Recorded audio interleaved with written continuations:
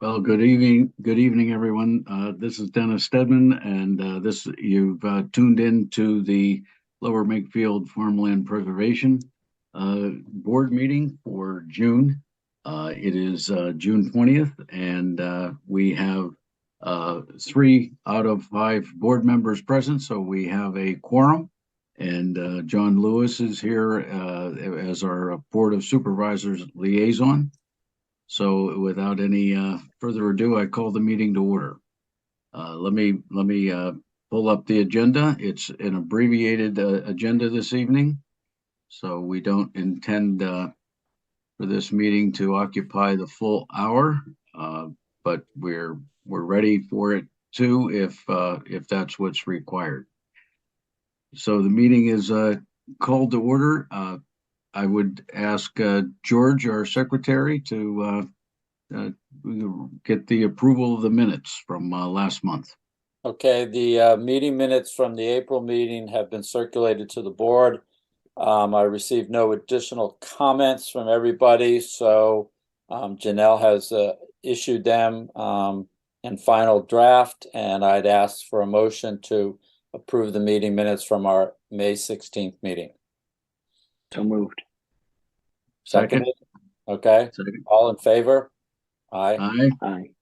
Very Okay, the good. meeting minutes from the May 16th meeting are approved. Excellent. Thank you. We just received word that Dan Bankowski is delayed in New York. He will not most likely not be able to join us tonight, so we won't have a treasurer's report this month. We'd like to turn to individual property issues, and I'd ask Sean, since you're at the top of the Zoom stack here, at least on my camera, we'll start with you and see if you have any property issues or neighbor issues to discuss. Luckily, I do not, Dennis. No issues. I'd say as far as an update, Corcoran Landscaping did their second round of buffer cutting about a week to 10 days ago. Everything went well. I got debriefed when they were finished. No issues of neighbors having thrown over the fence or anything of that sort. So it was mainly 2 straight days of them just cutting the rather tall grass that had grown in the buffer area since the original cut, which was late April. Again, no real issues other than the tall grass to report. My hope is that as these buffer areas have been better maintained and the neighbors realize that we're taking good care of them, that we'll have less of that, throwing over the fence. No one's ever going to see it anyway type of thought process, and I hope that's what we're undergoing now. But we have two more cuts. If this year is anywhere like last year, after we got past the second cut, the summer really kind of kicked in. The heat stunted the growth of that growth for a while. And the third and fourth cutting were a lot easier than the second one was when it gets very tall. Okay. Excellent. And for the public who may not be familiar, around our farm fields, we maintain a 25-foot buffer between the cropping area and a neighbor's property, which is typically has our fence on it, and we've introduced. Sean has really led the charge to introduce a new program in the last 2 seasons to better maintain the buffers. We're relying on the farmers to do that, but given their busy schedule and equipment constraints, that was oftentimes less than ideal. So we've hired a professional landscaper who comes in and does 4 cuttings a year, and has also trimmed limbs and trees and just generally improved the buffer area, which is useful for the farmer as well as useful and aesthetically more pleasing for our neighbors. So that's been a very successful program, Sean. Hats off to you. Thank you. George, Any property issues on your properties? I am not aware of any property issues. I mean, here at Stackhouse, it looks in really good shape.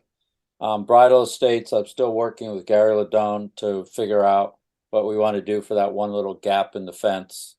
I mean, it's pretty straightforward. Either we put more fence back up or we leave it as it is. So he and I have been playing text tag, but I'll follow up with him and we'll try to figure out what we want to do there.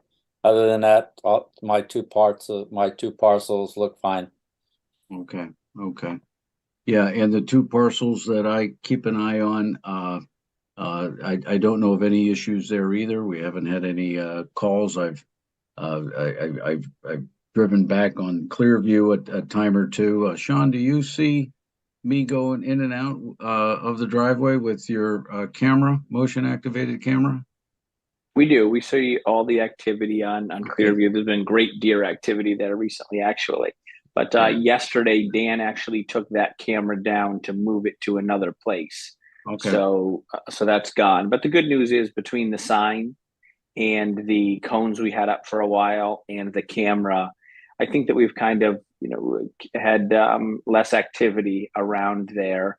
Also, one of our hunters who's very active in that area has been keeping a close eye on it. So, Good. there was a decent amount of activity there when the paving was being done for the new walkway and so on. But I think it's kind of subsided now, which is a good thing. I've been keeping an eye on Mike's properties as well. Oh, thank you. They all look good. We did have a request on Farm View 2 last year from the neighbor there off of Dolington to widen the buffer just a little bit between his line and where the farming starts. We showed that to the farmer last year, and he agreed that there wasn't enough of a buffer there. So this year you can tell that they left the 25 feet. So now the neighbor can kind of cut over to it. So it's a nicer buffer area between the end of the farming area and the beginning of his property. So that was a good outcome. Good. All right, that's good to hear. Is there any other business to bring to the board? Any other issues, ideas, points of discussion? I think the only other thing I remember seeing, Dennis, is at our last meeting, we talked about the planting of the trees that they wanted to do. We talked about the potential along Dolington Road there as it comes off of Woodside, but I know you made a separate trip there and you surveyed it and you got back to the board and basically said didn't look like that was feasible or viable either. So I think that's the only other issue we had discussed at the last meeting. Okay.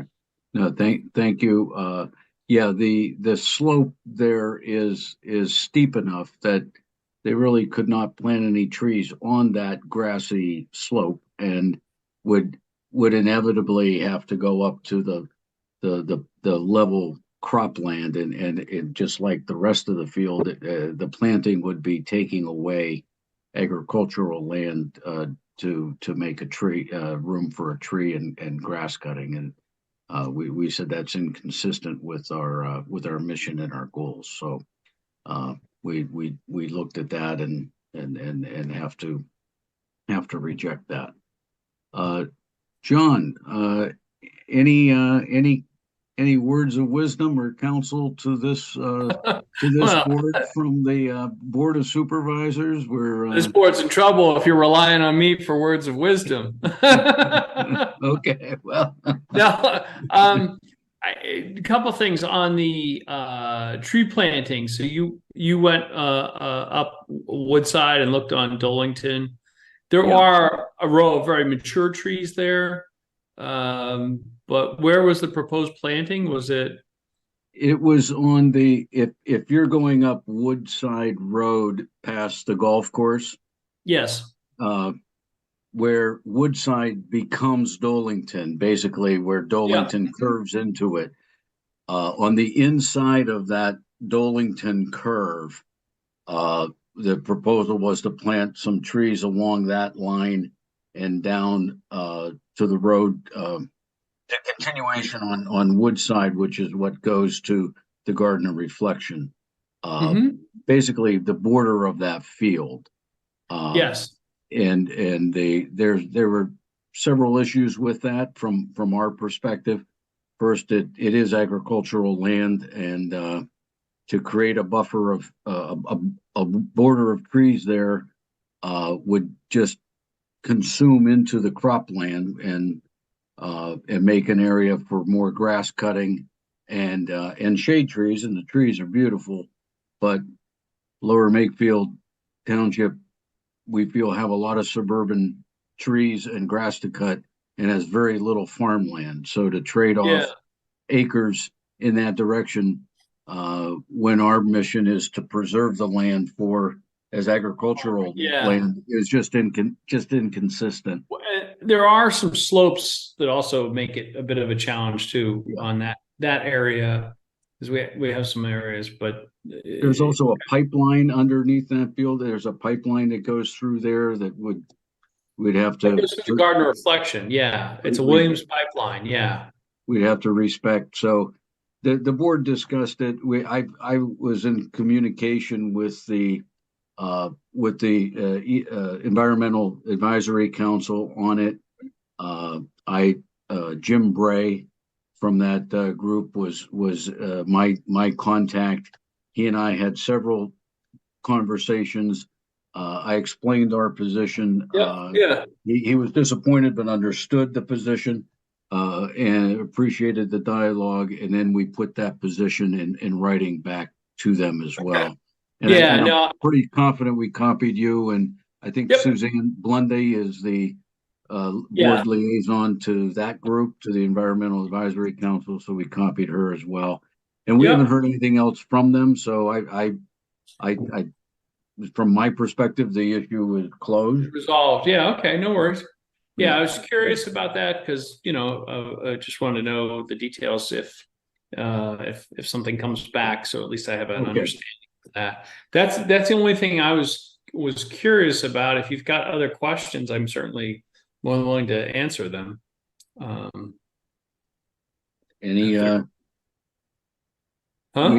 We appreciate the support from the township. Janelle does a great job with the minutes. Katie is on top of everything with meeting organizing, and of course there are parts of farmland preservation parcels that LMT Public Works cut. They cut the grass around the perimeters and keep it looking nice, which we don't have the resources to do. So those are all great. It's a great partnership from my perspective. And I'm hopeful that perhaps we'll be able to get some additional land into farmland preservation in the future, but that's dependent on a number of different things in terms of areas that are under consideration for development. And I'm sure everybody's familiar with that. I don't think there's consensus now about a path to resolve that, but it is certainly something that will be discussed as certain previously used farmland becomes up for development. So I understand that the Torbit proposal, the development on Torbit Farm at this juncture is asking for no variances. So there's little that the township can do in terms of creating some trade-offs there. Is that an accurate understanding? There are some areas. There are some areas the township could potentially work with the property owner at this point, because it doesn't officially have a developer. So the property is owned by an estate. That estate is trying to maximize the value of the land. And so to do so, they filed the process to begin the process. And if that were approved, obviously the bidders on that land would get a higher rate of return because they would know it's been pre-approved and they've gone through all that regulatory review. That being said, at the Planning Commission meeting, there was some discussion that there's an openness and dialogue around it. The eventual developer purchaser has not been decided, as was mentioned publicly in the Planning Commission meeting.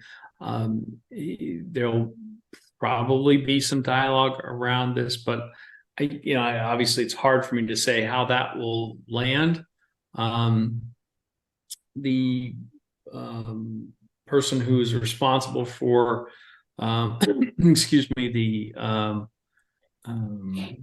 the property owner, just as is aggressively seeking to maximize the value of their property. So there's no expectation that they would do anything less.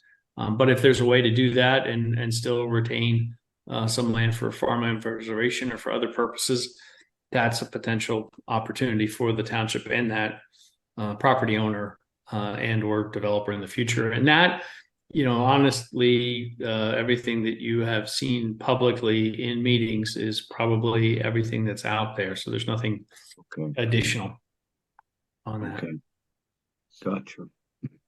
Well, Sean, George, I presume you would agree that, this organization is ready and willing to take on more farmland if it's made available within the township. We would like to see even more farmland preserved than what we have today. So we're open to that kind of dialogue. Yeah, certainly. I think we've gotten reasonably good at it after 40 years or whatever it is. Yes. We've been at this for a while. Yeah. Yeah. Thank you. Yeah, I would think if the opportunity comes up, it should be something that should definitely be pursued and included in the, properties and parcels that, we have. If there is some new stuff to be gained, I don't see why we wouldn't want to do it. Yeah. The benefit in that particular parcel is it's directly across from other farmland that is farmed by a tenant of farmland preservation. So that farmer, if they were to bid on that lease opportunity, it would be easier because they would be crossing the street to get to the next parcel. Right.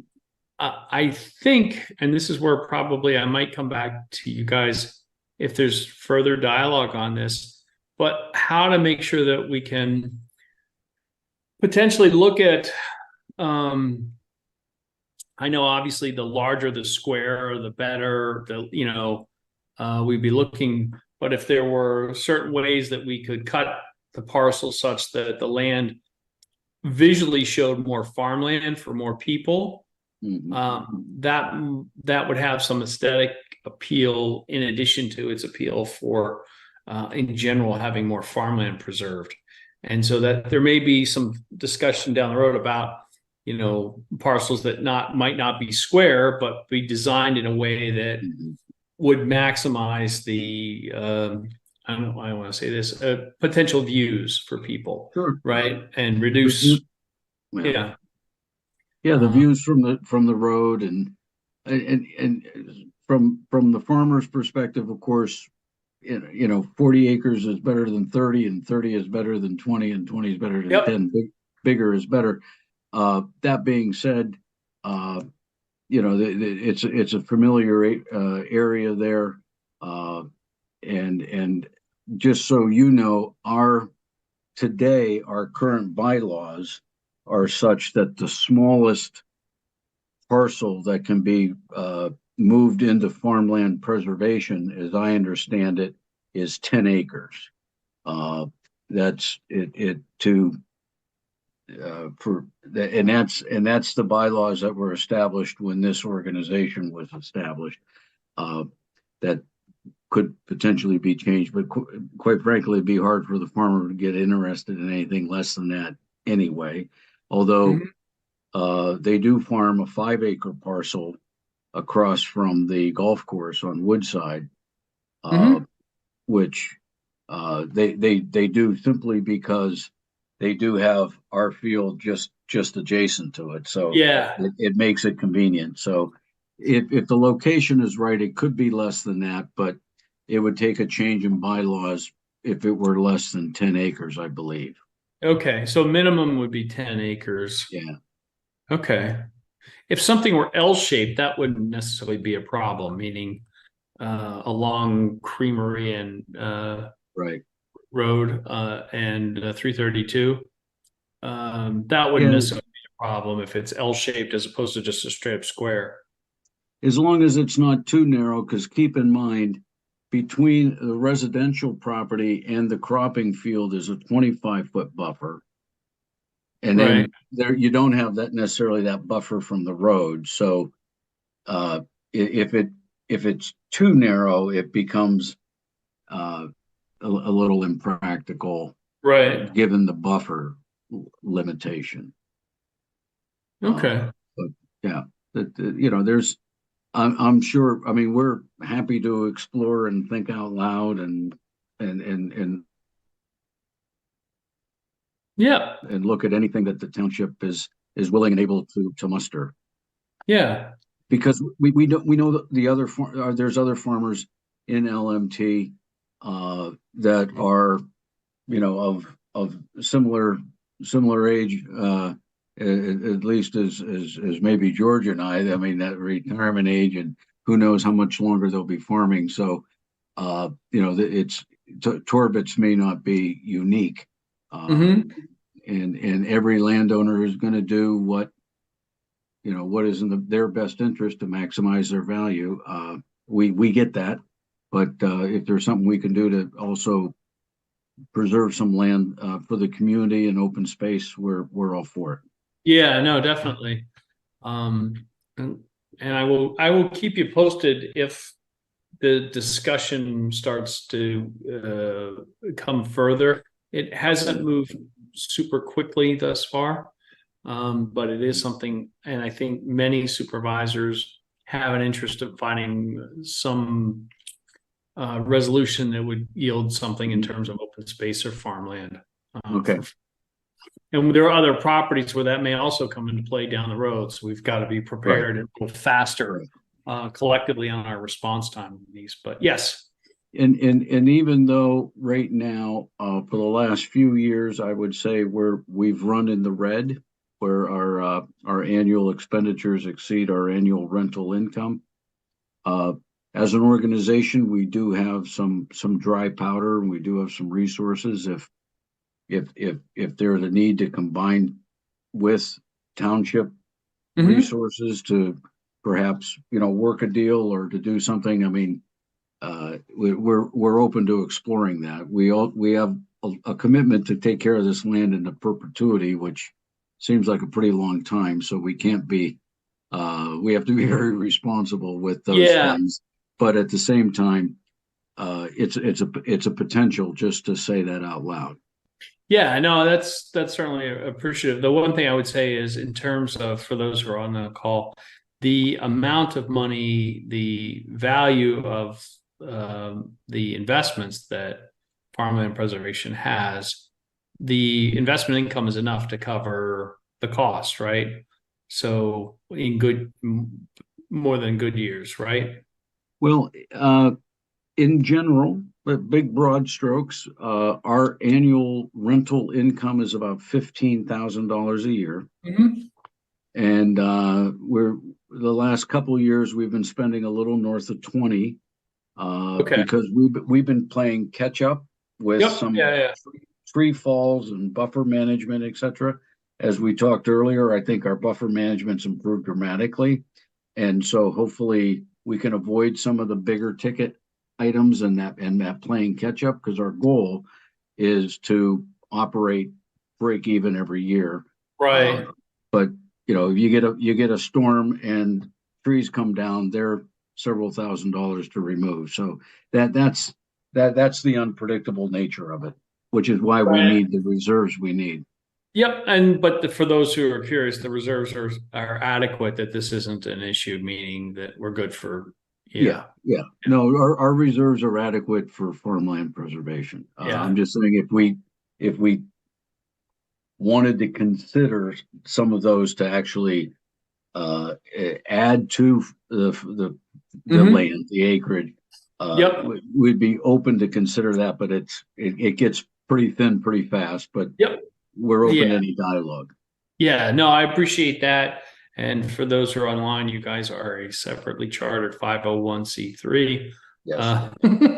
So you're technically independent of the Board of Supervisors in many functions. So it is Farmland Preservation Incorporated, 501(c), a separate entity from from Lower Makefield Township. We cooperate together, and Lower Makefield Township Board of Supervisors appoints board members for a term, and that the relationship is the appointment of board members only in a formal sense.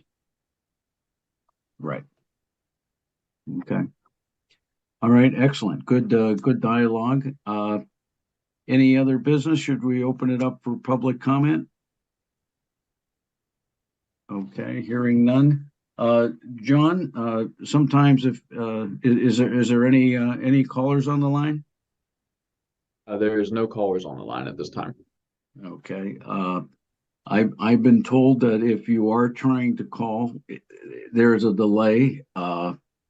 And so when we say there's no callers on the line and we end the meeting like that, it runs the risk of cutting someone off. So we'll give it a couple minutes, and John, in case someone shows up, because the system has a delay built in. But if we could, George, review of any action items. We really have no action items to take care of tonight. Okay. And we have discussed informally by email. It's been our tradition that we typically skip the August meeting because of lack of activity at that time of year. We have a time slot for July, and our July and August meetings have been set. The August meeting, we're holding that time slot, but just to say to John and others that we may decide not to hold that meeting in August, but we'll hang on to the time slot. Okay. John, I presume we have no callers still? Correct. There's no callers. Okay, very good. If that being the case, is there a motion to adjourn? I make motion to adjourn. Is there a second? Second. Thank you. All in favor? Aye. Aye. Aye. All right, we're adjourned. John, thank you for your input. Sean, George, thank you. Good seeing you guys. You-